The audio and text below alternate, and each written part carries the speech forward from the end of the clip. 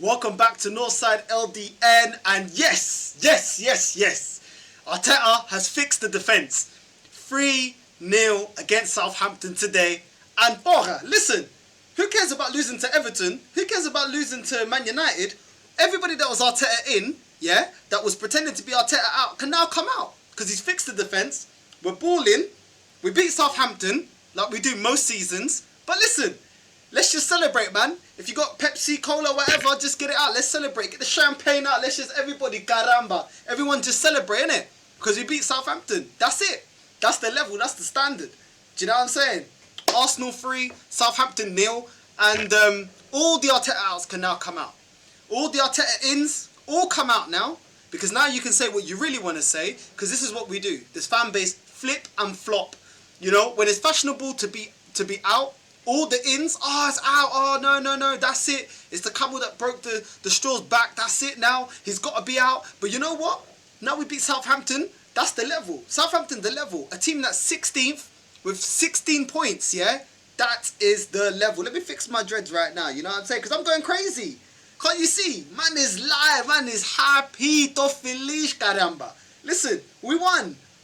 Man, get out of here with all of that, man. Listen, yeah? This ain't the standard, innit? And I saw a lot of things that I saw in other matches that we had.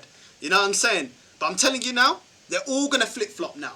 Now, we're going to forget about 2-0 loss against Brentford, 2-0 against Chelsea, 5-0 against Man City. Do you know what I mean? We're going to forget losing to Liverpool, getting absolutely slapped against Liverpool.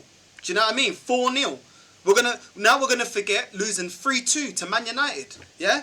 Losing 2-1 to Everton. You know what I mean? An Everton team that was fighting for their life. A Man United team that didn't have a manager. Yeah? And Southampton, towards the bottom of the league, beating them, we're back. We are back now. We are back. Arsenal are back, caramba. Get the carne out. Get the flipping party poppers out. Everything out. Let's celebrate. You know what I'm saying? It is absolutely pathetic. Of course, I'm happy that we won today. But let's not go on like we ain't seen this before. We've gone on unbeaten runs with this manager, yeah? And then everybody's screaming, we're back, he's doing it. The youngsters are now listening to him. Listen, I've seen these fake storms so many times that you don't get gassed. This guy's still not good enough. Southampton was here for the taking, and it's the type of teams we're supposed to be. You know when the real tests were? The real test was against Liverpool. The real test was against Man City. The real test was when we played Chelsea. Those are the real tests, and we failed all those tests. We got slapped up. We've been beaten. Flipping out, my dreads are looking mad, bruv. I swear that my girl needs to come do my hair, bruv. What's going on, bruv? Oi, listen. Need to get my hair done, but listen. Those were the tests. Those were the tests, and we failed those tests, yeah? So I don't want nobody coming at me about, look, he's turned it around. No, he didn't. Either you believe he's not good enough, or you believe he is good enough. But if you don't believe he's good enough, don't flip-flop over a result like this, yeah? Because these are the teams that we beat. We can beat Brighton. We can beat Norwich. We can beat Burnley. These are not the teams. The big 6 teams are the teams that we always drop points to. So it's all good winning today. Why didn't we flatten Everton? Why didn't we flatten United? Why didn't we compete against Liverpool and not lose 4-0? Why didn't we compete against Man City and Chelsea early on in the season? Yeah? It's all good picking up against Southampton. I'm not having it. Let's get into the first half, yeah? Real talk. Southampton were absolutely pressing the living daylights out of us in the first half. Puta que pariu. Eu já estava a pensar it's going to be the same as last week. They were pressing us so bad to the point where if they had proper striker, yeah, I'm telling you now, if it was Richarlison back playing against us like last week, they would have been 2-0 up by 20 minutes, 25 minutes. I'm telling you right now, we couldn't pass outside our half. We couldn't get out of our half, yeah? Gabriel, Ben White, misplacing passes. Odegaard as well, misplacing passes. Wasn't good enough, sloppy. The defence was too wide open. Odegaard and Ben White were not communicating with each other, leaving too many gaps, and they were having a field day. Every time Tomiyasu or Tierney or any of our defenders got the ball, they were just pressing. 3 man on us, 3 man on us, 3 man on us, caramba. And I was thinking, here we go again. Why do we always start slow and lethargic? And why don't we go and bring the game to them? Why do we wait for other teams to bring the game to us? But listen, we got away with it. We rid the storm.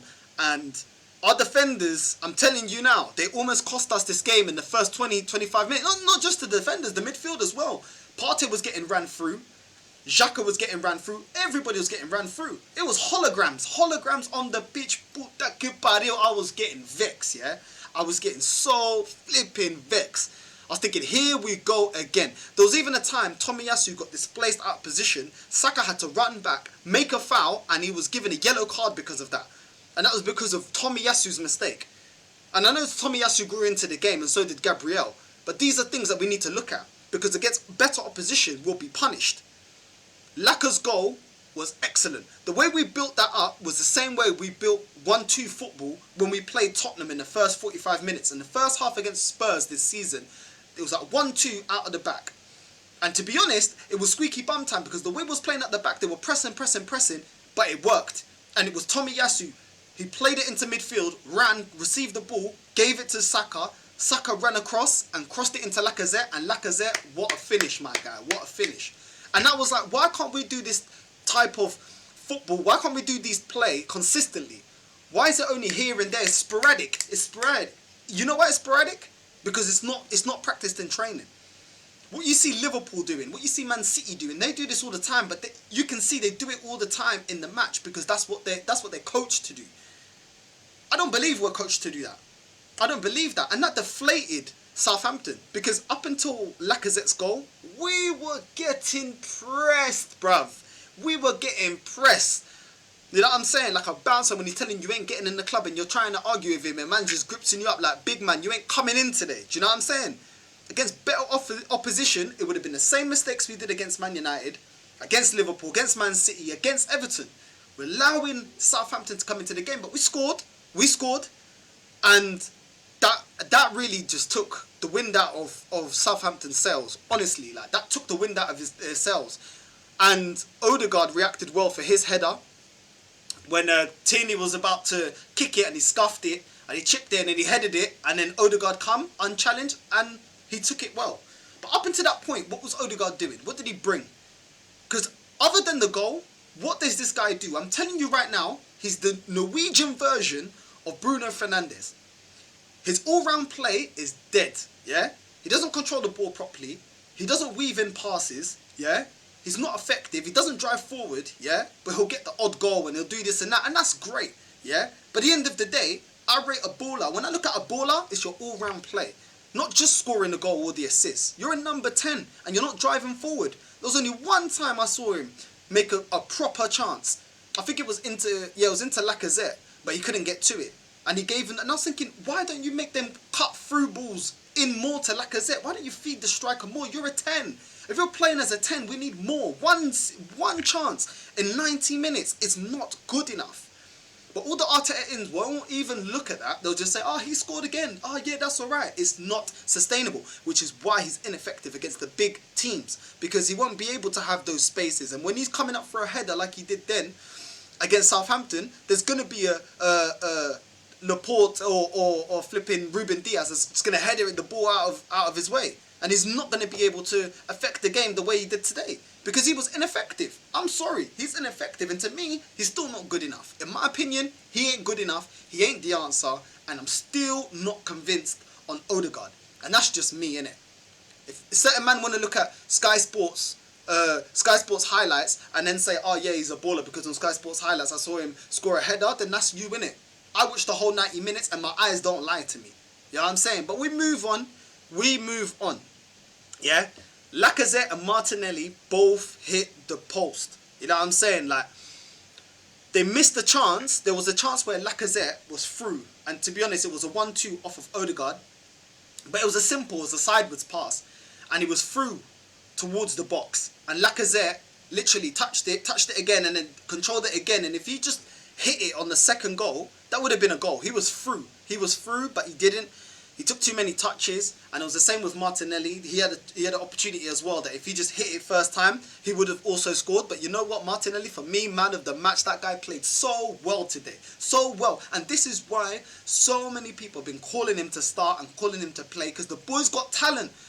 We ain't just got Saka. We've got Martinelli as well, and you can see. To be honest, today Martinelli was better than Saka. I'm not saying Saka's dead, but look, when you give the right players the minutes and the opportunity, look what they can do. It's a shame you're not doing it with Partey, but look at him, bruv. Look at him. Martinelli's a baller, and we've been saying this. We saw this under Emery. We saw how good this guy can play. He drives forward. He keeps going. He doesn't stop, man. The guy's just at it all the time. He's good with 1-2. He can control the ball. He can drive at players. He can cross the ball. Do you know what I'm saying? And listen, the second half, yeah, I'm going to have to be real. The second half, we came out the way we should have come out in the first half. And that's the thing.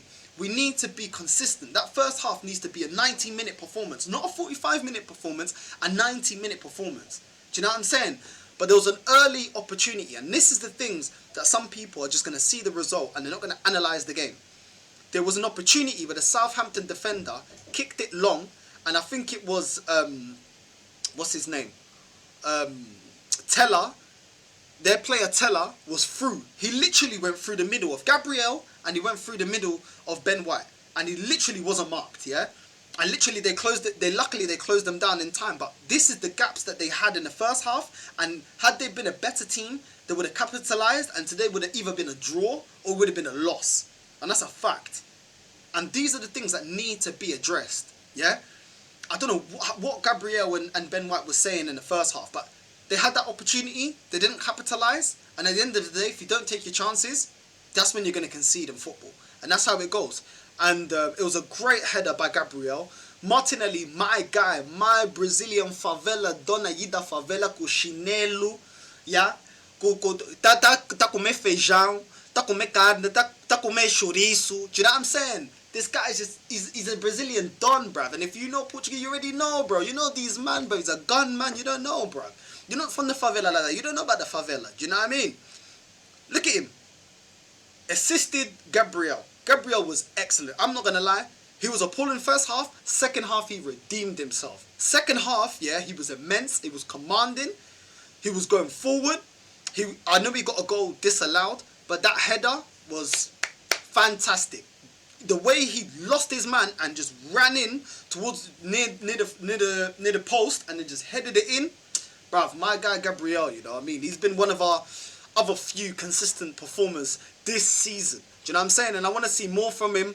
And yeah, great performance. I know he got subbed off, but literally, my guy was immense. And honestly, like, Martinelli hitting the post, you know, Saka hit the post, you know what I mean? Surprise, surprise. Pepe that was locked up, it was Akon, steady trying to find a motive. Why do what I do? He come out, he was let out of jail, bro. He was let out on remand, fam. You know what I mean? Pepe come out, and I know he didn't affect the game, but at the end of the day, if I was him, I'd be looking to leave. I'd be looking to leave, yeah? I don't know how Xhaka comes back from injury and he gets almost 90 minutes. He starts this match, he started the last match, and Pepe has been on the bench and he doesn't even get an opportunity. You're bringing him on. This is the issue I had with Martinelli. Early on in the season, he was bringing in Martinelli for like 10 minutes and then expecting him to change the game and earn his spot. How is he going to earn his spot if he only has 10 minutes? It's not enough time. You need at least 10 minutes just to get into the rhythm of the game. Do you know what I'm saying? Man's putting him on cold and then expecting him. That's what he was doing with Martinelli. And now with Pepe, he's doing the same thing, the same merda. Like, bro, why are you bringing him in 8 minutes? You know what I'm saying? And he got a couple extra, what? You got about 10 minutes in total, including extra time. What do you expect him to do? And then when you get asked about him in the press conference, you're going to be like, oh, well, you know, it's got to be on merit. You're not giving the guy a chance. It's ridiculous. Absolutely ridiculous. And these are the decisions. I've got to say, Lacazette today played very well. Aubameyang, your ass can stay on the bench. I don't want to see you. I know it was a disciplinary issue or whatever that you got, whatever. I don't care, bro. Like, we're playing better at the moment with Lacazette. But let's not be fooled, yeah? Before all these Arteta ins get carried away, yeah? What did I say? What have I been saying on my channel? We win matches when teams don't press us. The first half, yeah? Up until the 30th minute, we were getting pressed. We offered nothing. Then we had the chance that Lacazette buried, And that deflated Southampton, because best believe if they didn't concede, they would have been pressing us. And what happens when we keep getting pressed? We can't sustain that for 90 minutes. We can't keep a team out that presses us for 90 minutes. And we would have conceded, and then we would have lost. When we scored the first and then the second, that was it. That team completely stopped pressing us. Second half, they were not pressing anymore. You know, you're seeing Hassan Hootel just looking there like, yo, these are some pussios, man. Like, what is going on here? Like, they started off so well. They needed to continue like that. But they didn't. They didn't keep it up.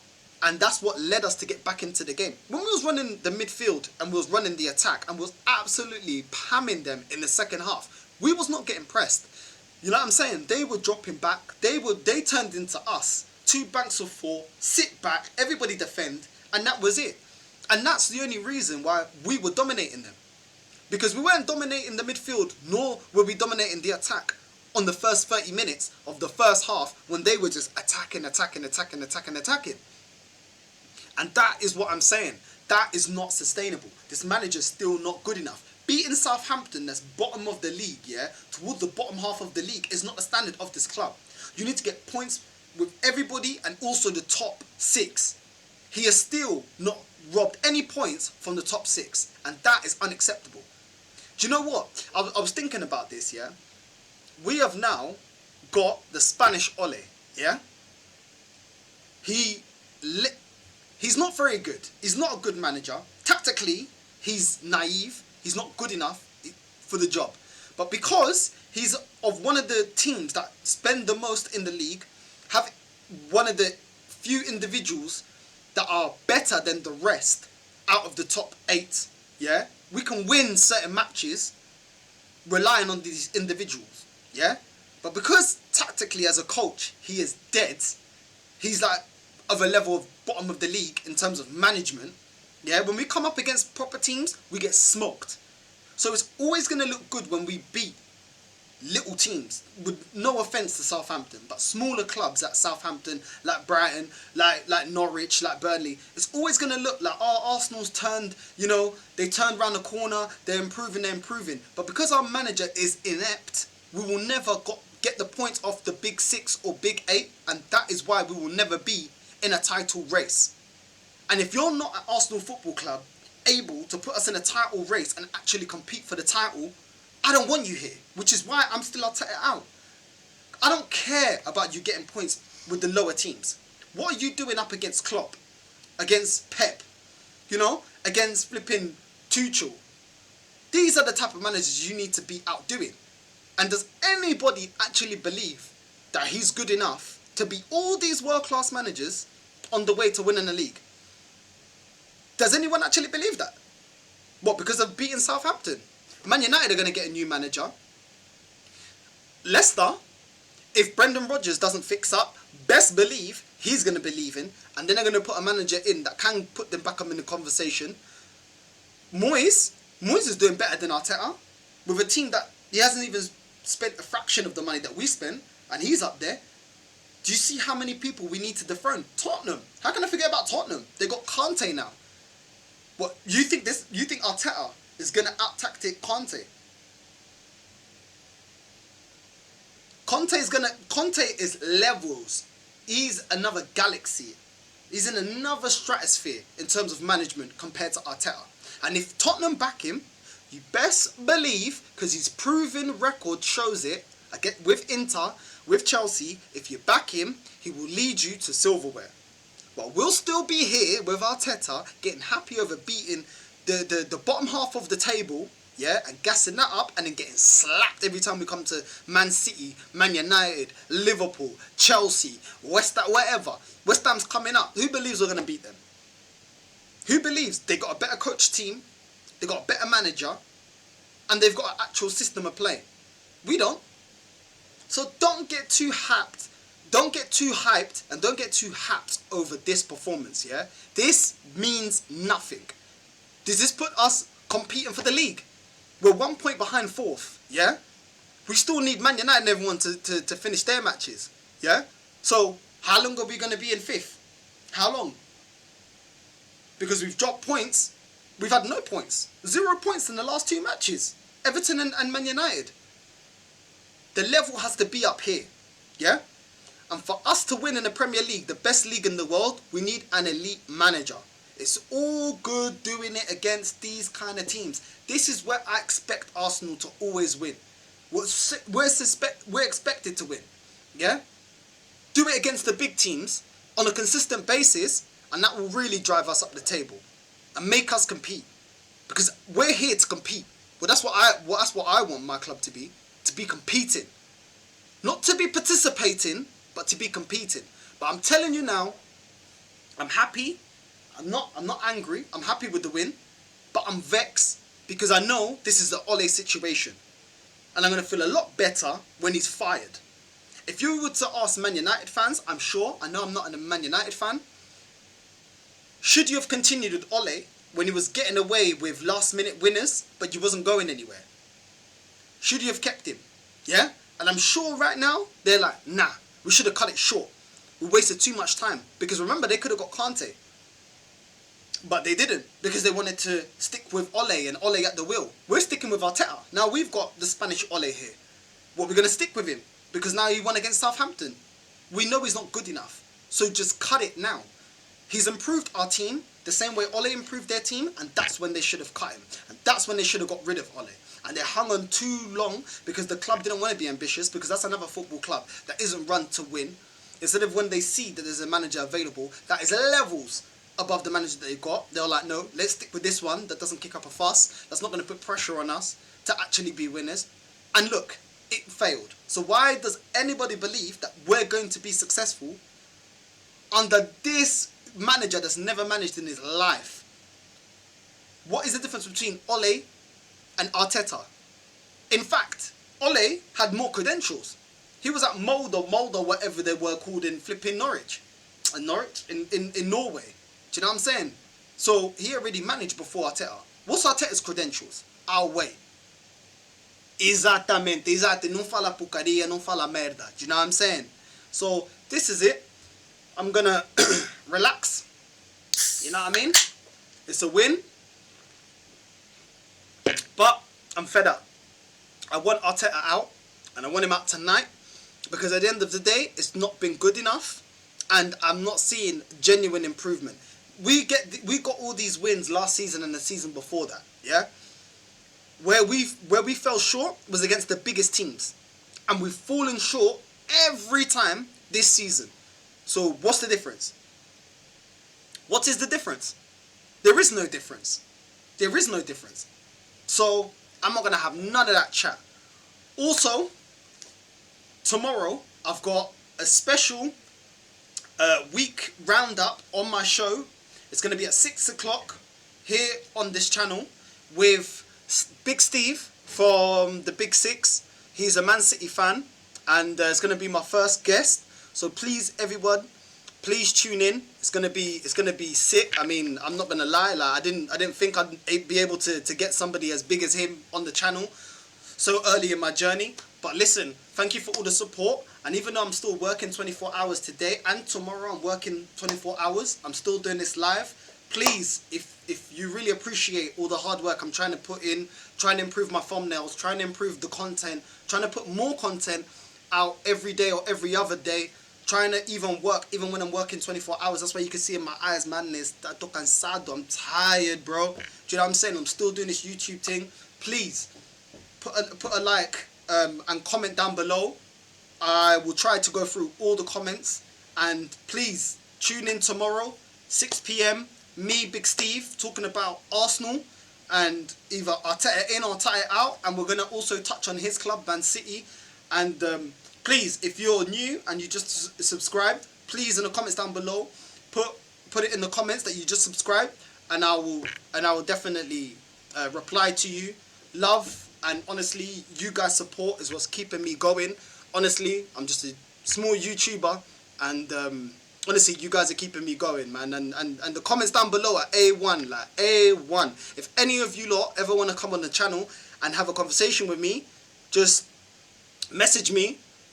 Put it on the comments down below, and we'll definitely get in touch, and I can definitely have you on the channel, and you can have your say on this channel. This channel is ours, it's our community, and we need to get our Arsenal back. And we're just familia, innit? This is the familia, and this is how the familia rolls. So without further ado, love people, and Arteta out all day, every day. Caramba, tá brincar comigo?